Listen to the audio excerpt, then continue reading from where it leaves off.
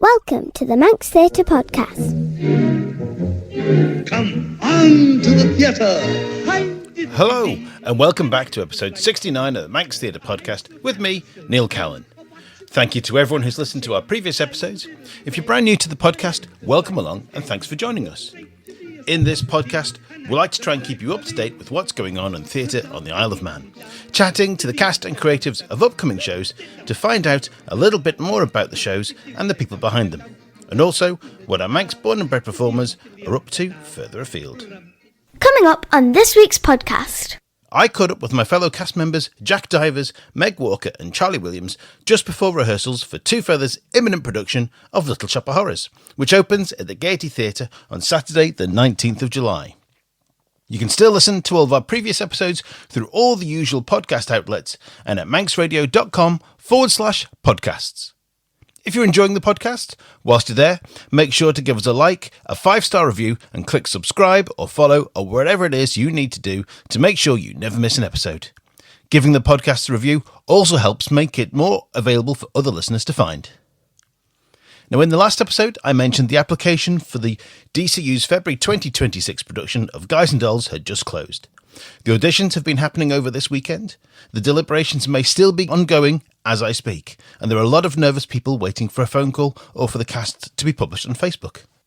Now, at the time of the recording, checks phone. Nope, there's still been no announcement, but I'll bring you the full cast list as soon as I can. The Isle of Man Arts Council has announced the opening of applications for student bursaries for 2025-26, supporting students studying the arts and who are moving into further, higher or postgraduate education. Up to 6 annual bursaries available, each worth £10,000 over the duration of a course. They exist to help cover the cost of travel, course fees, accommodation or equipment related to higher or further education in the arts on or off island.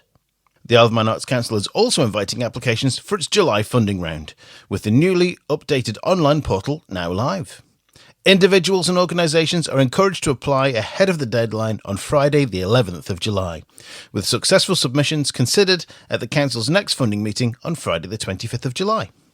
This episode has been made possible by funding from the Isle of Man Arts Council. For full details of the funding available and the application deadlines, check out their website at iomarts.com.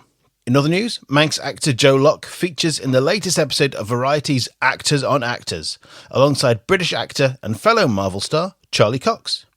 Now, I've shared the link to the interview, and you can find that on the podcast's Facebook page. Well, that's it for now, but make sure to keep up to date with what's going on between episodes by following Manx Theatre Podcast on both Facebook and Instagram. You're listening to the Manx Theatre Podcast. I'm joined on the podcast today by my fellow cast members from Two Feathers' imminent production of Little Shop of Horrors, which opens at the Gaiety on Saturday the 12th of July. Please welcome back Jack Divers, Meg Walker, and reclaiming joint second place on the podcast rankings, Charlie Williams. Yes! It's the only reason I'm here. When did he usurp me? You've been usurped, mate. You're so far down the rankings now. This is like your second time, isn't it, Jack? Yeah. Charlie's on like 6 or 7.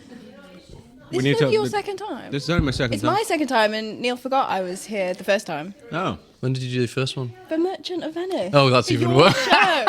Wow. The men, Meg. Can you imagine? God. It's awful. Well, it's good there's two of us at The this masculinity in in this room is Genuinely. disgusting right now. In my defence, this is episode 69, so... Hey! yeah. Okay, I'm back on the men's side. Yeah. And there has been like 130 different people on the podcast over the 5 years it's been going, so... Nice. Which one is your favourite, Neil? It's I think it's going to be Jack Divers, I think, yeah. Oh, thank you. Good answer. Closely Good followed job. by every Good other one job. with Charlie. Nice to be here. Of course you have as well, yes. and you're here as well. So anyway, we're here today because we're going to talk about Little Shop of Horrors, Yep. which is on in just a couple of weeks' time, Yeah. which is a little bit scary for us all. Yes. Yeah. It's been a long time coming, all of a sudden it's here, isn't it? And it's... It's always that with shows. You think, oh, we've got months. Oh, it's next week. Oh dear. We've got days. Yeah, it's literally you're going, oh, we've got 3 rehearsals left, and then we're in the theatre, and it all starts getting very real, but very exciting also as well. Yeah. And I came slightly late to the party because I'd been doing Paradox Theatre Company's excellent production of Macbeth, which I'm advertising even though it's finished. And so Stop when advertising the show that's over. advertising the show you've already finished. And I arrived in April, and you guys are already like full swing. I'm like, oh no, everyone's really, really good. I've now got to get up to this level, so it's good. But yeah, I think everyone did really hit the ground running with this one, though. Like, Yeah. felt everyone kind of already knew what they were doing when we started. A lot. I mean, it's a pretty well-known show, really, isn't it? It is, and I think with Two Feathers as well, the momentum that we carried from Jersey Boys last year as well, for the likes of myself and you, and Charlie as well. Obviously, Nice to be here. Yeah, Yeah, you can't call that one. You weren't in. yeah, you weren't in it, so. But obviously, we had the momentum of that, winning Two Feathers, winning the awards at the Awards for Excellence in November as well. So it was a bit of a lease of life, and this new exciting project with new cast members involved as well, like Meg. Yeah. Be here. Yeah, but it's lovely to have you with us now. It's that family, but it's extending now even Yeah, further. we're about 50-50, aren't we? So we've got about half of the cast has come through from Jersey Boys last year, and half of the cast are new this year, which is great. So it's based on a film from like 1960, which was then turned into a musical in about 1986, directed by Frank Oz, famous puppeteer of the Muppets and Voice of Yoda voice of Yoda, yes, and Miss Piggy. yes. Voice of Yoda, Miss Piggy, and Fozzie Bear as well. I Yes. didn't know any of this information. Oh my God, you're a I fetus. do not know anything about child. Child. Sorry. I'm going to make you watch Muppet Treasure Island. No, on it's repeat. I've seen Muppets Christmas Carol.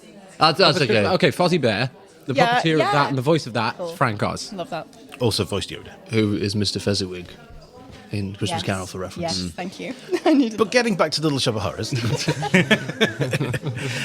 So, I mean, I guess it's quite a well-known show, but for anyone who doesn't really know the show, Jack, give us an idea of the story without giving away too many I spoilers. keep trying to explain the synopsis to people, and it just makes it sound like I'm on crack. Because if you've watched Rocky Horror Picture Show, I refer it to Rocky Horror Picture Show because that's a cult classic, and Yes. I feel like Little Shop of Horrors is very much that as well. It's slightly mental, a little bit about it. I play Seymour Krelborn, who is a botanist who works on Skid Row, which is like a down and out street where people go. There's not much hope there. And all of a sudden, he loves his weird and strange plants, and he finds this weird and strange plant that he can't identify on a weirdly mysterious day. And almost like an alien, haha. And this plant has a penchant for blood, as Seymour discovers, trying to feed it and grow it, and then discovers that actually I need to feed it full humans, and just to get what he wants, because he's deeply in love with his work colleague, workplace romance. Woof. But hey, here we are. Hey, I got married to a workplace romance. Is now your wife. Yeah. And you have a workplace romance with me at theatre as well. So it's a She's fully aware of that. welcome to theatre, folks. Anyway, so it's a bit of a mental story, but the music behind it from Alan Menken, and it's actually all right. I mean, you have children. Yes. Would you bring your children to watch it? Oh, yeah. Yeah, it's Yeah, they're not cool. like it's as much as there's people being eaten by a plant. It's not It's fun. murderous. There's no, No. swear words. There's nothing like that. So No. it is actually kind of, inverted commas, fun for all the family. Yeah, I mean, Daniel's rather excited because this is the first show he's actually probably been able to come and see, because all the stuff we've done in recent years, like Jersey Boys last year, had a little bit of swearing. Oh, and Poco. Yeah. Poco swearing. Just a little bit of swearing, so he couldn't really come see that. But this is a great show, so he's really looking forward to come and see this. So, talking of Audrey and the love interest, Meg, that's the role that you're playing. Yes. So tell us about. Tell you about Audrey. Yeah, tell us about Audrey. Yeah. So she's really cute. I love her.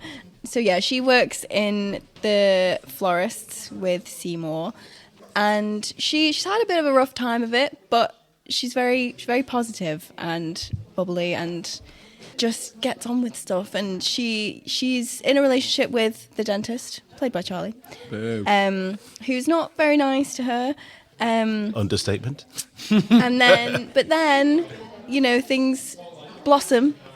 Thank you, with Seymour. A And plant reference. I see you, Meg Walker. see what I'm doing. Yeah, with Seymour, and it's kind of like, oh, the nice guy that was there all the time, and then she kind of realizes that it's him she wants to be with, and live happily ever after. Yeah. Will they? Won't they? Who knows? You'll have to come and watch. And speaking of this horrendous dentist boyfriend, Yes. Charlie Williams. Charlie Williams. I play Oren Scrivello, the much maligned DDS. and DDS, Yes, the dentist. He's normally known as the dentist. That's how everybody, I think, refers to him. That's how he's kind of referred to by people who know the show. His name's referred to in the show, but I've never ever heard anyone go, "Oh, you're playing Orange Scrivello." Everyone will go, "You're playing the dentist." He's just insane. I mean, I'm on stage for probably no more than 20 minutes in the entirety of the show. Thank God. And I think I'm going to jump across this desk. The problem is though, I come off stage after I'm no longer on the stage, and Nicely put. I'm just dripping in sweat. Like it's an intense 20 minutes. It's an intense 20 The minutes. state of you after the full run yesterday. I know. I actually thought I was going to have some like perspire or expire. So yeah, no, he's just a really unhinged kind of crazy character who's a violent sadist, really. You know, and loves as it. all dentists are. Yes. It's a bit of an occupational hazard, isn't it? The dentist community is now going to boycott the show. So looking at the rest of the cast, then obviously I'm playing Mr. Mushnick, who's the flower shop owner that employs both Jack and Meg, Yep.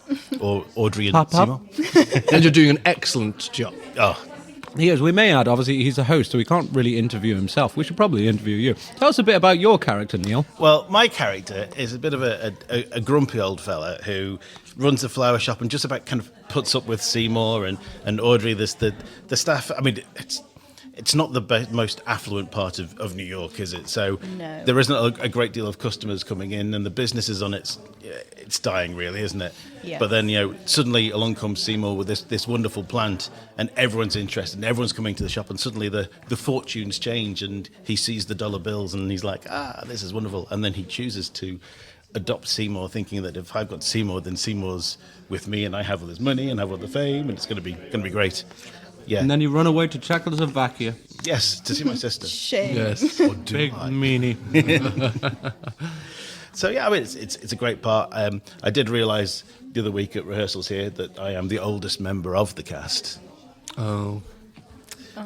Just surrounded by Are you children. wanting us to do something about that? I don't know or- what to say to Just make get you feel older. better about that. Yeah, it happens, mate. is it- yeah, it's going to happen. It's And going to it's be the happening same. more often now. Yeah. It's getting worse for us as well. Don't It's worry. you, then Jack, who's, what are you now, 57? What are you? At least I don't look it like you. Oh, yes. I know. You're 3 months younger than me. Don't Yet tell look people that 7 on years national, older. on this internationally listened to podcast. Recognised, yes. I am. Internationally recognised Yes. podcast. No, not you. Oh, had to go. Oh, Moving swiftly on Guys, to the rest of the cast. Otherwise, we'll still be here at 9 o'clock, and we've got to run. And to another do thing. We've got a run to do tonight, so we need to get on. So the rest of the cast, we have our wonderful urchins, who are played by Bryony Grant, who is Ronette, Lauren Molyneux, who is Crystal, and Catherine Toohey, who is Chiffon. They're amazing. The three of them are I'm amazing. literally I mean, we did the first thing through when I came and joined everyone. And it was like principals were all sat around Sarah and Dave's house, and they just started singing. And I went, "Oh, we oh, all, oh no, they're all really collectively good." got like shivers listening to them for the first time. And if people watched Jersey Boys and they loved it for the harmonies, I mean, these girls are in line, if not better, than that was. Because The harmonies are so tight. Yeah. They're three really fantastic, amazing singers in their own right. Yeah. But put them together, and the sound is just Yeah. it's like Well, they just honey. naturally Next get it, level. don't they? Yeah. But yeah, they're just awesome. So the urchins, and it's kind of hard to describe what they are. They kind of The urchins I describe, because obviously they are always kind of there when I'm going there, and they are kind of characters within the world, but they're not. They are almost like the vines and the bidding of the plant. Yeah. They are the subconscious, like like the angel and devil that you get on your shoulder. Yeah, yeah. I almost see them like that. They're always there, just kind of going, "Oh, why don't you do this?" or steering the story where Yeah, they the want to go. puppeteers and- They're almost like a narrator Yeah. within the story. They're there. They're talking to Audrey. They're talking to Seymour. They're always part of something. They interact with the dentist. I think they are the one constant within the show. I mean, actually, I think they're probably more. They are the biggest part of the show in a certain regard. Yeah, I mean, they top and tail the whole show, don't they? They give the intro and they give the outro, and they are there. You're right, yeah. They are there in every song. They're there somewhere in the stage, either singing, joining, or just watching. And yeah, I mean, And they're phenomenal. We've got a great set of girls. certainly do. And onto the plant, then onto Audrey too. We have Ian Manton, who is the voice of Audrey too. Now, And Ian- his debut on the Gaiety stage. Debut, yes. Debut on the Gaiety stage. On? Yeah, well, no, he will No, be in on any. stage. No, I don't think he's done He anything. actually will, yeah. Never done a show, has he? No, but I meant because obviously... Oh, no, he is on stage. Yeah, He no, will be on that's- stage yeah, physically, don't worry. yeah. I had thought about that before I said debut on the Gaiety stage. But no, he's great. Ian's absolutely great. He's a singer with... what's his band called? Nine. Not, I think it's 995. Yeah. Yes, maybe. so he's the lead singer with 995, and it's his first foray into theatre, and his voice is fantastic. Yeah. It's So very good. good. As much as I wanted to also be the voice of the plant, I... But I- then you realised you were terrible at doing like voices in the back of your mouth. Yeah, well, it's one of those. I walked into the audition, and I've obviously hadn't heard him before, and I heard him in the room, and I went, "Oh my god, who is that?" Because usually we know enough people around here that we can go, we know who that is in the audition room. Yeah. I walked in, and I heard Ian doing it, and I was like, first of all, who is that? Because I have no idea who that voice is, and also, who is that? Because that is really, really damn good. And yeah, he's proven it, and he's jumped into it, and he's doing a great job. And there's another half to Audrey too as well, because we have Zach Colligan, who's the puppeteer, I guess. He will be the plant you see on the Yes, stage. he will. Yes, because as the plant grows, it gets bigger, and it needs to be manhandled by someone, and that's Zach. So Zach's also part of the ensemble as well, but he's got an enormous job to do, puppeteering the bigger versions of Audrey too. So he's going to be pretty hench by the end of the run. I think I'm the only one out of the three of us who doesn't interact with the active plant. I've just realised that. Yeah. But the plant is immobile when I'm in the room. Yeah. But you three interact with it when it actually. Yes, the only time you interact with a moving plant is... Don't speak about them. Is when the show is finished and I get to just mess around. I don't think we actually interact on stage either. No, we are on stage at the same time, but through the miracle of theatre, we don't see each other. Exactly, yes. So no, we don't interact. No. So moving on to the rest of the ensemble then, to round out this really small cast actually, because there's only 14 of us, 15 of us. Yeah. So we've got Andrew Dighton, and we have to mention Andrew because last year in the Jersey Boys one, we mentioned everyone in the cast and forgot Andrew. So Andrew, I don't know how, This is for you. because I don't know. Andrew is like a staple of Manx theatre at It's a this bit like point. He's in everything. it's a bit like listing all the shops in Strand Street and forgetting to mention Marks and Spencer's. yeah, The biggest character in all of the thing. I'm just going to blame it on Alex Toohey. So Yeah, That's fair. I just generally blame everything on Alex too, to be honest. Stuff that goes wrong. If in doubt, blame the producer. and Andrew's one of those people that, I mean, all of the ensemble do the same. They're all playing about 4 or 5 different parts each, and filling all the extra sort of customers in the shops and the painters and the decorators and the plant deliverers and all those. Radio presenters. And Andrew is, of course, Yes, radio presenter. Yeah, yeah, I was about to say he's bringing back his role, his Back as the his DJ. radio back as the DJ, the Two Feathers DJ, as he basically now Yes, he is. is now the titular Two Feathers DJ at this point. We've also got Ellie Quayle. She's new to Two Feathers this year, so she's another one of our newbies. After so her recent starring role in Chicago Yes. as Hunyak. Hunyak, Yeah. yes. Eve Pazart back again after last year. Yeah. Again, yeah. She was one of the angels last year. We've also got Joseph Long, another newbie for us this year.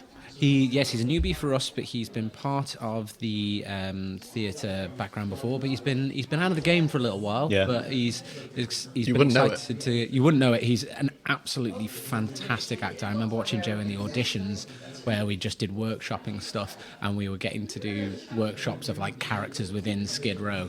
And I remember watching Joe, and I just went, "Oh my god, I love it!" Yeah. Like, his face, the way he works, and the way he understands it, it's just amazing. I find it so hard not to break in the scene we have with Joe. In the shop. It's so good.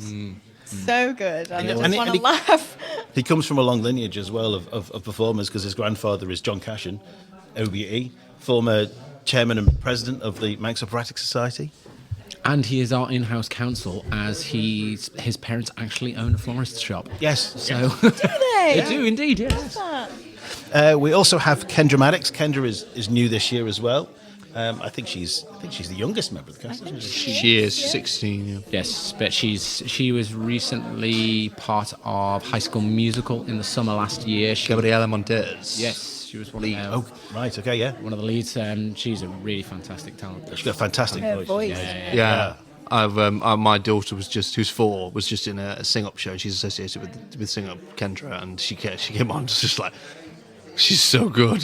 Like her singing voice is amazing. So, yeah. And last but not least, Sean Reaney. So Sean is new to Two Feathers this year, but he's been making a bit of a name for himself with Centre Stage, and he's been in a couple of Parados as well, hasn't he? He was, yeah. He was in Merchant of Venice with us and Macbeth most recently. So yeah, no, he's doing all sorts. He's got good range, Sean. Yes, he's good. He's a good. He's very committed, Sean. He's been in. I mean, he's along the same lines as Andrew Dighton in the fact of, he's doing most. He does most shows. He's always there, or he's there helping backstage, or he was there. Everyone's talking about Jamie helping backstage. Sean has a real love for theatre, and it's so nice to see. Yeah, if he's not on stage, he's backstage. Yeah, he because he was backstage for Jersey Boys, so he's been Yes. with Two Feathers during the show. But this is His first time on stage. First time on stage. Yes. And of course, we're directed again by the powerhouse couple behind Jersey Boys, Tara Overfield Wilkinson and Mark Hilton. Or as they lovingly refer to each other, wifey and hubby, Yes. even though they have no romantical connections. Or legal ones. And Tara is actually married, Yes. just not to Mark. Yes. But no, yeah, they've been fantastic as always. I mean, I always marvel that your Mark goes into such detail in terms of the character analysis and working with you and working out the process and why you get to where you're going and how you're playing things. And then Tara's vision for musical theatre, which is second to none in my view. You can be in a room for 10 minutes and just rework an entire scene and go, oh, that is so much better than it was previously. And you go, okay, I'm done now, let's go, and just do that. And it's just great. It's great to kind of have that approach. I mean, one of our first sessions with Mark, the three of us, Megan and Jack, we were sort of working out the relationship between Mushnick and Seymour and Audrey, and sort of, how long have they known each other? How long have they been working for? And we realised that, he rescued Seymour from the Skid Row boys' home at a young age, and he's been sleeping under the counter since. And we worked out that Audrey's probably working him for a few years, and she's got a side job as well. Yep. To keep her going. There's also looking into other things like, we know Mushnick's second name. It's stuff for details of going, we don't know Audrey's second name. No. Why don't we know Audrey's second name? We know both Seymour Krelborn, but we don't know Mushnick's first name. He's just Mr. Mushnick. It's looking into stuff like that and why we only refer to those characters as that. And Mark's fantastic at finding those details. And as Charlie said, Tara's just an absolute. I mean, she has such credentials with having just recently done Mrs. Doubtfire, Come From Away, all those sort of things. But she's just incredible to work with in the room because it's never. She always makes you feel like she's trying to get the best out of you, and it's just you never leave a rehearsal with her going, oh, she's a bit pissed off with me, or I don't know if I'm allowed to swear, I don't know if that class is a swear, it'll be fine. I shouldn't have acknowledged it anyway. But you never leave the room thinking, oh, she's angry with me or frustrated. She always gives you a sense of pride in yourself and building you up to do the best that you can. And it's letting you feel involved as well, and that you can. There's nothing worse than a director that just doesn't listen to you, and it's like, well, I'm the one playing them, so these are my thoughts, and this is how I feel about this, and it is very has been very collaborative. Yeah, you really feel like you've had an input into the character because, sometimes a director comes along, right, you're going to come in here, you're going to walk like that, you're going to look over there, and you're going to say the line like this. You don't agree with it, and then you've got which that in weird. certain shows and in certain styles has its place, absolutely. Yes. But on the other side, in stuff like this, working with having that collaboration, go, I don't feel comfortable doing that. She's like, okay, well, what do we need to do to make you feel comfortable, or what do we do that makes you feel comfortable? As that character. Yeah. Put your clothes back on, Jack. Never. No, that's you, Charlie. Okay, I think we need to get on because we've got a run to do. But before we do, Run. What about the show? Get out. So way back in 2020, before or just after the lockdown, we set up the Manx Theatre Podcast Spotify Ultimate Musical Theatre playlist. And Neil King and I, who was my co-presenter at the time, we each put 10 songs in to get the playlist go because, a playlist with 2 songs is really short and boring. So every person who's come onto the podcast since then has added a new song onto the playlist. Now, these songs are all songs that are something special to us. They're songs that we've sung in a show or from a show that we've been in that we just really, really like. Megan, have you had thought of a song Yes, you would I like have. to add to the playlist? And tell us why. Well, obviously there are songs on there already from this show, but Yeah, sorry, that was mine. Suddenly Seymour was like the number one entry, sorry. well, yeah, no, yeah, I looked on it with the first one. But I would like Somonek's Supper Time Reprise to be on there. The funk in this song is unreal. It's I my can't help but favourite. groove. It's so good. Hey, little lady, hello. Or just the bass line in the song. Like, as much as I've got to be sad coming into this scene, I'm going to be grooving in the wings because Yeah. it's so good. Yeah. So that's mine because Excellent. it's just the most fun It is. to do. Good choice. And you're in a wonderful place when that happens as well. Yes. Well, to begin with. Yes. And at the end, Well, To be fair. Well, yeah. She gets what she know. wants. Yes. I don't know. Because I'm You're with not you in there. Czechoslovakia. on a boys' holiday. Charlie, you've already had a few songs. You're not going to get another one, I'm afraid. How many have I had now? I think it's 2. I've had There's 2. at least 2, yeah. But Walk like a man. Jack, I'm not sure whether Jack's actually had. I was one or looking not. through this playlist before and I was like, I don't know if one of these is from me Yeah, I can't or remember not. what I picked the first time. On the list, it says your name. Oh no, sorry. The list that I've got has. has Yeah, names you just sent me and the Spotify. Can you not read his mind and just know? I'll have another one though. I'm stuck between two, and one of them I feel is very me. The other one I feel is, well, also me. The first one is I'm gonna say "Make You a Man" from Rocky Horror Picture Show, because I watched this show the other week, and it's one of my all-time. Anyone will tell you it's one of my all-time favorite shows. I'm not gonna go for the classic sweet transvestite and all that stuff. "Make You a Man" is just one of those. Has got something about it that I love. If I ever get the opportunity to play that role, yeah, unspeakable things. Anyway, I'm not going to let you do it because if you do, then we'll no longer be friends because then you'll have used me for the purpose of it. and I will fully retire. Yeah, At that point, yeah. I will be officially retired. I've ticked it off. It's gone. I mean, I don't know if I've ever mentioned this before, but I was in Rocky Horror Show back in 2000. Really? Were you? Yeah. But like I said, that song, "Make You a Man," is one of my favourites Yeah. from the show. It's such a fun number. So Neil played the horror. Oh God, make it stop! Right, guys, thank you very much. We need to get on with rehearsal, so we better finish up here. So Little Shop of Horrors runs at the Gaiety Theatre from Saturday the 12th to Saturday the 19th of July, with performances nightly at 7:30pm. There's also matinee performances on both Saturdays at 2:30pm, and I believe the second Saturday is also the caption performance. Yes. There is no show on the Sunday, 13th of July, so we all get a day off. Yay! Hooray! If you've not done so already, you can get your tickets now from villagaiety.com by calling 600 555. Jack, Meg, Charlie, thanks for joining me on the podcast today, and we better go off to rehearsals. Cheers, bye. Thank you. You're listening to the Manx Theatre Podcast with Neil Callin. Let's have a quick look forward at what's still to come this year. First up, as we've already mentioned, it's Two Feathers with Little Shop of Horrors from the 12th to the 19th of July at the Gaiety Theatre. Then, Taylorian Productions are next at the Gaiety with Charlie and the Chocolate Factory, which runs from the 31st of July to the 9th of August. Paradox Theatre Company follow this with a brand new play called In Their Blood, which was written by the former young actor of Man, Ori Wilson, and plays at the King's Court Theatre from the 14th to the 16th of August. This dramatic play, set in 1833, revolves around the lives of miners and their families in the Isle of Man. It explores themes of ambition, love, betrayal, and the harsh realities of life in a mining community. Tickets are now on sale for Madford's production of A Midsummer Night's Dream, which will be performed in the grounds of Government House on the 5th, 6th and 7th of September.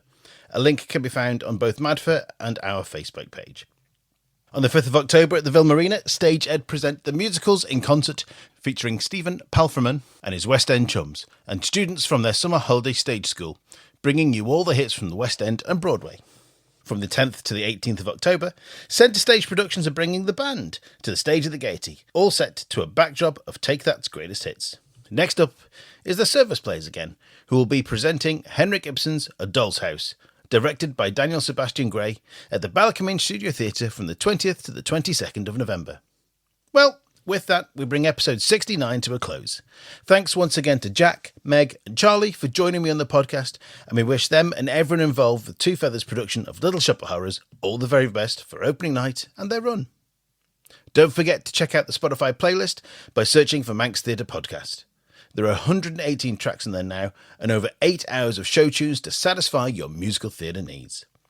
If you have any events that you'd like me to talk about or promote in a future episode, you can contact me through the podcast's social media accounts or by email to manxtheatrepodcast@gmail.com. All that remains is to say thanks for listening, and I hope you join me again next time. I've been Neil Callin, and you've been listening to the Manx Theatre Podcast. Goodbye. The Manx Theatre Podcast, taking a look behind the scenes of Manx Theatre. And happier than actors alive for me.